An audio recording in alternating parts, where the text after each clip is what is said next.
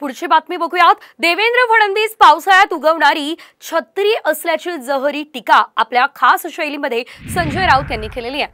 फडणवीसांना नेतृत्वाची चांगली संधी मिळाली होती, मात्र त्यांनी महाराष्ट्र कलंकित केल्याचा हल्लाबोल राऊतांनी केलाय। तर संजय राऊत हे गंबूट असल्याचा पलटवार नितेश राणे यांनी केलाय। देवेंद्र फडणवीस बरं का, ही राजकारणातली पावसाळ्यात उगवलेला छत्री आहे।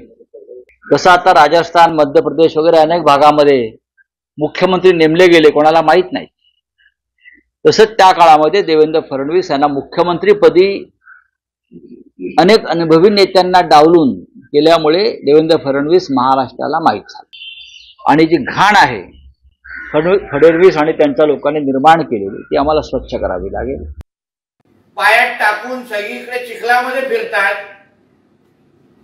अशा पद्धतीच्या पावसाळ्यातल्या गंबुटाने आमच्या देवेंद्र फडणवीस साहेबांवर टीका करण्याची आणि थोबाड उघडण्याची हिंमत पण करू नये।